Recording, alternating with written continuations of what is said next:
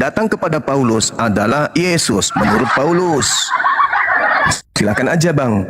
Matius 24 nomor 26 yang Anda baca tadi, di situ tidak ada kata lihat. Itu hanya penambahan di Indonesia saja. Tidak ada kata lihat di situ. Yang ada adalah kata ideo. Ideo itu artinya sesungguhnya.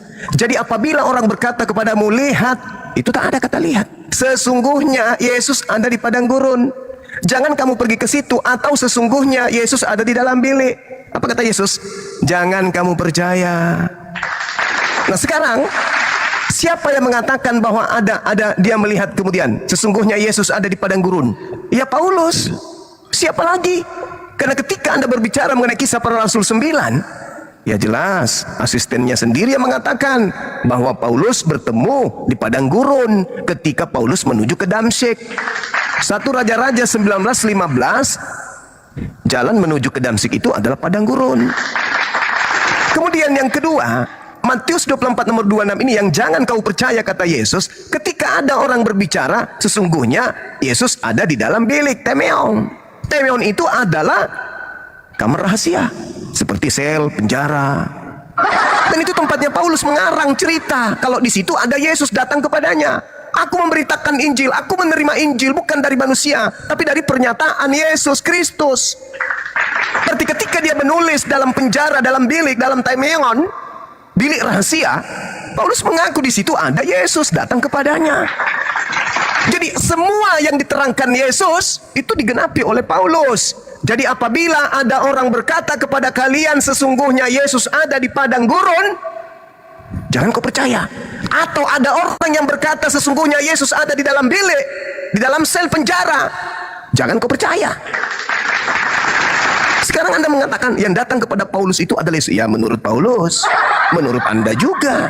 Sedangkan kalau kita urai sederhana saja, aku akan pergi, sebab kalau aku tidak pergi, roh kebenaran itu tidak akan datang. Nah, Anda membantu saya menjelaskan. Ternyata roh kebenaran itu datang. Tapi datang kepada Paulus?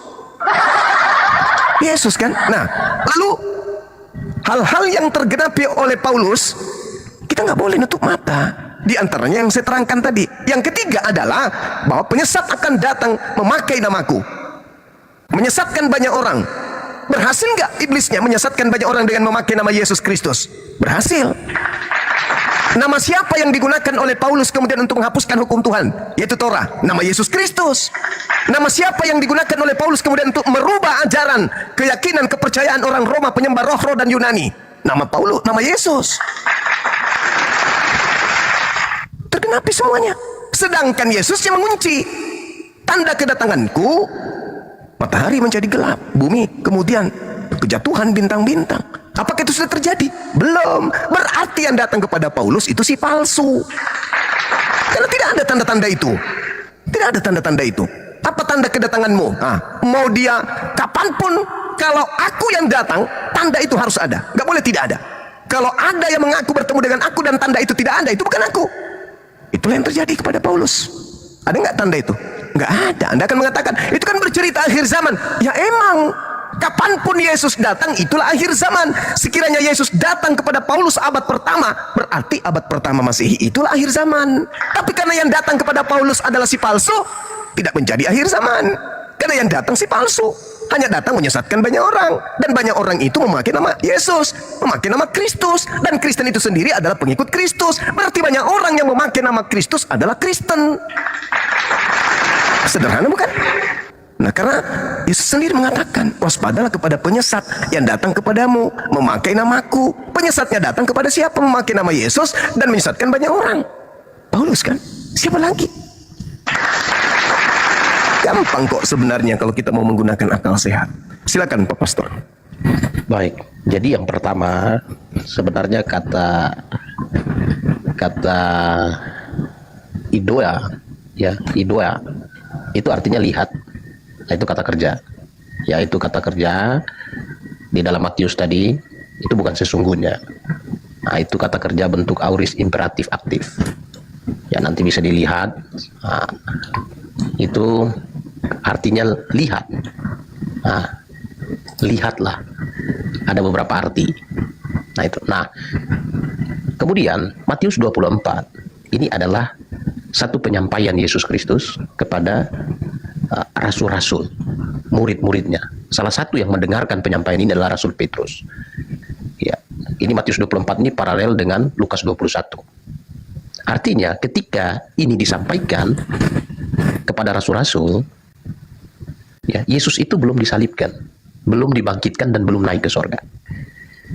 Nah, jadi Petrus mendengar, Petrus tahu, Petrus memahami.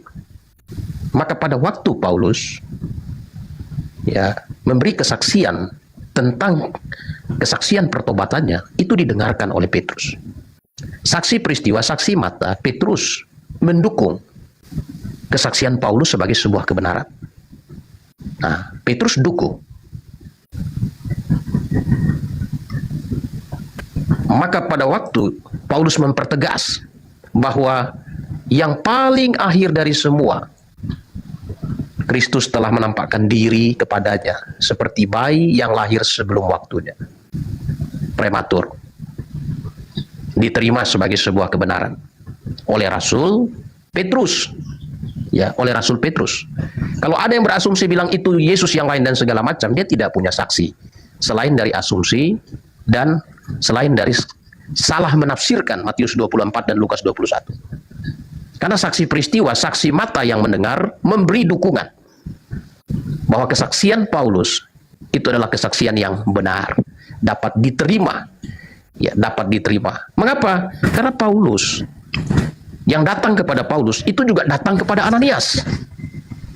Ananias sendiri yang bersaksi kepada Paulus bahwa Yesus yang datang kepada Paulus datang juga kepadanya, memberikan perintah kepadanya. Dan saksi jemaat-jemaat menerima kesaksian Paulus. Ya, jadi tidak bisa dipisahkan. Kalau bisa memisahkan, kalau Paulus bertemu dengan Yesus yang lain, bukan Yesus yang asli, pasti kesaksian Paulus akan dibantah oleh Petrus. Dan pasti Petrus akan menolak apa yang disampaikan oleh Paulus, apa yang diajarkan oleh Paulus. Tapi pada akhirnya, dalam 2 Petrus pasal 3, ayat 15-16, Rasul Petrus melegitimasi, memberikan verifikasi bahwa apa yang disampaikan Paulus, apa yang diajarkan Paulus dalam tulisan-tulisannya adalah kebenaran.